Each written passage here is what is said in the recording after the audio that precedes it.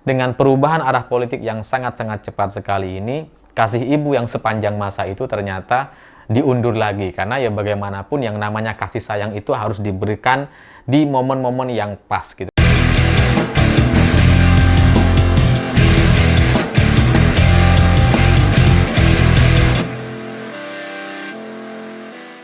Selamat malam semuanya. Hari ini perubahan arah politik di kalangan para elit partai ternyata bergerak dengan sangat-sangat cepat sekali, berubah-ubah gitu ya. Dan ini nampaknya adalah efek dari mundurnya Airlangga Hartarto dari posisi Ketua Umum Partai Golkar. Karena hari ini Ibu Megawati mengkonfirmasi bahwa beliau tidak bisa hadir di IKN untuk acara 17 Agustusan. Padahal sebelumnya, kalau kita baca dari pernyataan-pernyataan Ibu Mega dan PDI Perjuangan, ini terbuka peluang dan kemungkinan bagi Ibu Megawati untuk hadir di IKN. Karena pernyataan-pernyataannya ini sudah cukup melunak gitu ya.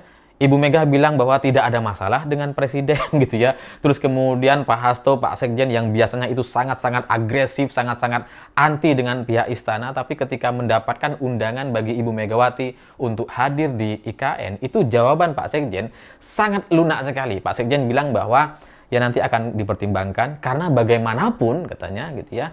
17 Agustusan ini adalah hari yang maha penting. Jadi terbuka peluang bagi Ibu Mega untuk hadir gitu dengan jawaban-jawaban yang disampaikan oleh Pak Sekjen dan sikap Ibu Megawati yang sudah cukup melunak gitu. Karena kalau cuma menghadapi wartawan, Pak Sekjen bisa aja bilang bahwa ya nanti kita pertimbangkan, kita lihat gitu ya. Nggak ada embel-embel karena ini adalah hari yang maha penting dan sebagainya gitu. Tapi dengan jawaban seperti itu kan kita melihat atau saya memprediksi mungkin Ibu Mega akan hadir di IKN. Apalagi teman-teman saya yang ikut mendampingi atau ikut akan datang ke IKN bersama politisi PDI Perjuangan gitu ya. Karena ada beberapa orang juga yang politisi PDI Perjuangan yang akan diundang ke IKN.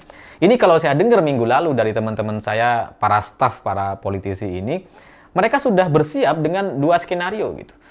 Mereka sudah menyiapkan rencana gitu ya, atau nama-nama yang akan diajak ke IKN dan tidak diajak ke IKN kalau terjadi perubahan rencana. Karena ada dua skenario, yang pertama adalah Ibu Megawati ikut serta dan kemudian ikut ke IKN, dan kedua Ibu Mega tidak ikut.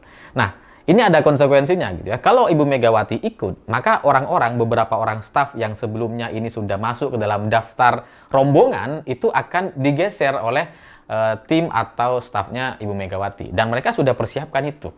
Termasuk rental mobilnya, sewa-sewanya di sana juga sudah disiapkan gitu ya. Termasuk kemarin yang rame-rame soal Alphard itu juga sudah disiapkan.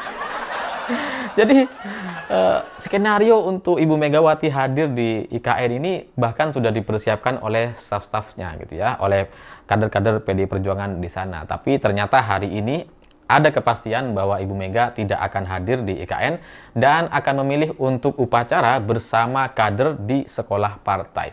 Dan ini adalah keputusan yang diambil setelah Airlangga Hartarto mundur dari posisi Ketua Umum Partai Golkar.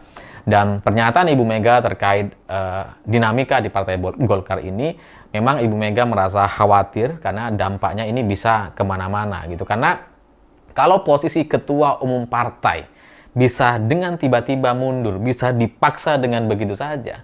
Apalagi yang cuma staf-staf di bawah, itu gampang diatur gitu. Jadi ketika Ibu Megawati sudah memberikan ruang, sudah agak melunak dan bilang tidak ada masalah dengan presiden, menurunkan tensi politik di Indonesia, tapi tiba-tiba ketika Airlangga Hartarto mundur, nampaknya Ibu Mega berpikir ulang terkait langkah atau sikap politiknya ke depan gitu. Karena ya memang kalau dari pernyataan Ibu Mega yang bilang tidak ada masalah dengan presiden itu kan seperti menerima permintaan maaf Pak Jokowi yang sebelumnya sudah disampaikan secara terbuka di istana. Dan kemudian saya beranggapan atau menyimpulkan bahwa kalau pada akhirnya Pak Jokowi harus lengser, turun dari kursi presiden dan kemudian tidak ada backup politik dari pihak manapun, dari Gerindra ataupun Golkar, karena kita ngelihat kan Munaslup itu sudah gagal berkali-kali gitu ya. Sudah dicoba dan gagal terus gitu. Sehingga ketika Ibu Mega bilang bahwa tidak ada masalah dengan presiden, saya berpikir bahwa kalau nantinya Presiden Jokowi kembali ke PDI Perjuangan lewat Ibu Megawati nampaknya akan menerima. Ya memang mungkin akan ada banyak yang tidak terima gitu ya. Terutama Pak Sekjen, Pak Hasto.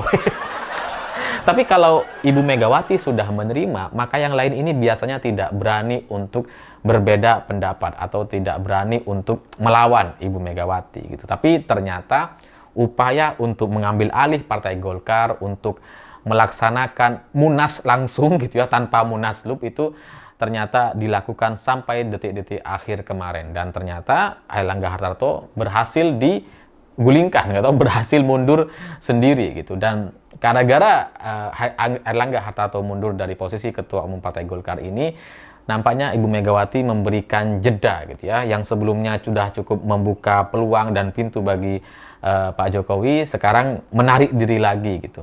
Memang kasih Ibu sepanjang masa, kasih Ibu Megawati kepada Pak Jokowi ini nampaknya sangat-sangat luar biasa gitu. Bahkan dengan segala yang sudah dilakukan di pemilu 2024 lalu gitu ya, dengan membuat suara PDI Perjuangan turun dan seterusnya, itu ternyata masih terbuka peluang bagi Ibu Mega untuk bertemu gitu. Tapi dengan perubahan arah politik yang sangat-sangat cepat sekali ini, kasih Ibu yang sepanjang masa itu ternyata diundur lagi. Karena ya bagaimanapun yang namanya kasih sayang itu harus diberikan di momen-momen yang pas gitu. Karena kalau momennya tidak pas, maka kasih sayang seorang ibu itu bisa berakibat fatal atau bisa mengakibatkan orang yang diberikan kasih sayang atau anaknya itu menjadi semena-mena dan seenak-enaknya. Dan itulah yang coba dilakukan oleh Ibu Megawati dengan memundurkan acara atau langkah politiknya untuk membuka pintu bagi PDI Perjuangan dengan tidak hadir ke IKN. Karena kalau Ibu Megawati hadir di IKN, ini benar-benar akan menyelesaikan atau menurunkan tensi politik yang selama ini itu sangat-sangat keras sekali.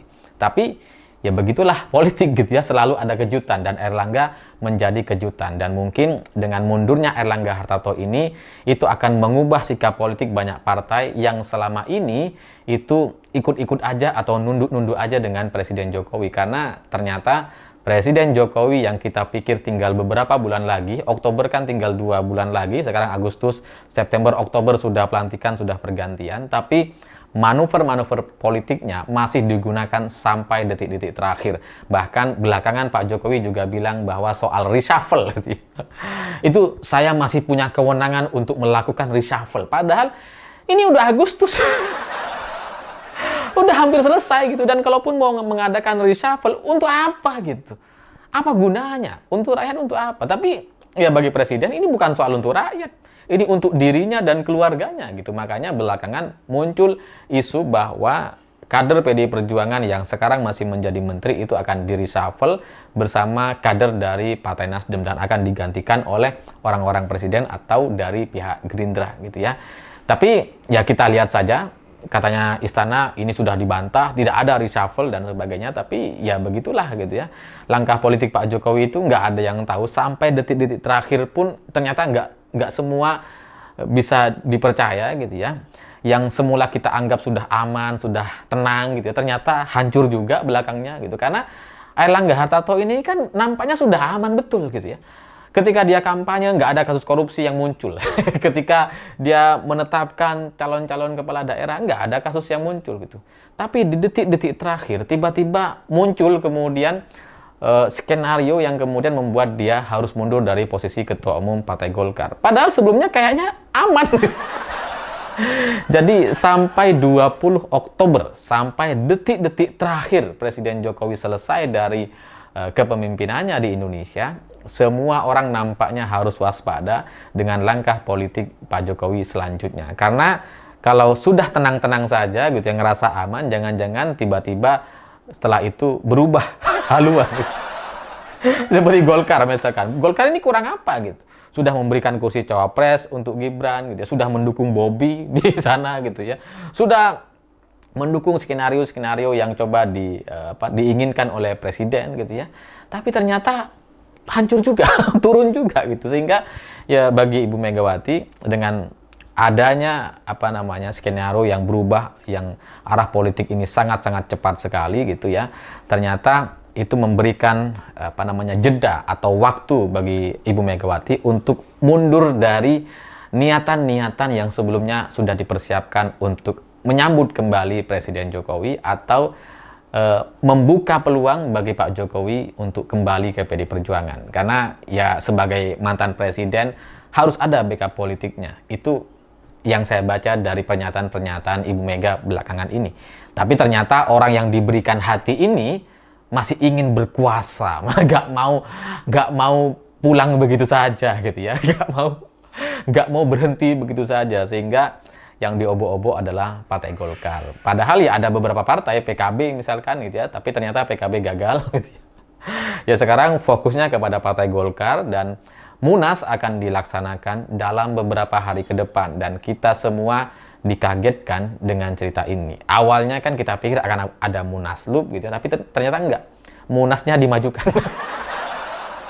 Dan itulah kecanggihan skenario politik Presiden Jokowi. Ya meskipun saya juga tidak setuju dengan cara-cara seperti itu, tapi langkah-langkahnya benar-benar mematikan dan membuat banyak orang geleng-geleng kepala. Saya pikir itu. Terima kasih sudah menonton. Begitulah kura-kura.